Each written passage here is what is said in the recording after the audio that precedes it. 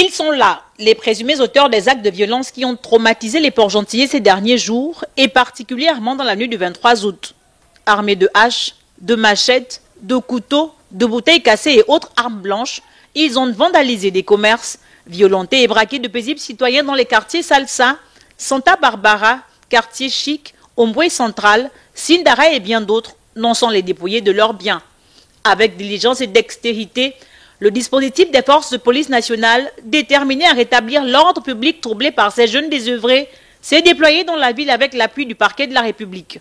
Dans la nuit du vendredi, ils ont procédé aux premières interpellations avant de mettre la main, la nuit du samedi 24 au dimanche 25 août, sur une des figures du grand banditisme à Port-Gentil. Il s'agit de Lins Évariste Nsonumba, alias Zepequeño du Real de Madrid, un compatriote âgé de 25 ans. Bonjour au peuple gabonais, je me présente, moi c'est Zepequeño du Real. Je vis à Port-Gentil. J'ai été arrêté à cause de nombreuses vidéos que j'ai pu faire dans le net, comme celle où je casse la bouteille sur ma tête. Il y avait plus de 100 gars et les machettes. Après, ceux 10 sont entrés ici chez moi. J'étais en train de travailler sur la culotte qui est sur la machine. Ils m'ont maîtrisé avec les machettes. Et l'un d'eux m'a balancé la machette sur la tête. Je me suis blessée si bien que toute la nuit, j'ai passé à saigner. Tout l'argent que j'ai travaillé le mois d'août, ils ont tout pris. Mais ils m'ont plaqué contre la porte de ma maison.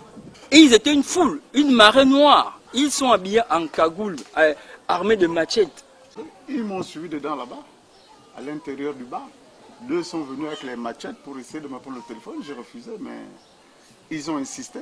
Moi aussi j'ai résisté, je me suis protégé avec le casier. Zepequeño a été pris avec ses compères et bien d'autres malfrats. Au total, 45 délinquants seront présentés devant le procureur de la République ce lundi 26 août 2024 avant d'être déférés à la prison centrale de Port-Gentil. Mais pour combien de temps s'interrogent déjà les populations habituées à voir ces mêmes visages entrer et sortir de prison comme un jeu d'enfant? Si les Marigovéens, tout de même traumatisés, peuvent espérer un retour à la normale les prochaines heures, la question de l'insécurité persistante, consécutive entre autres au trafic de stupéfiants, reste entière dans la capitale économique gabonaise.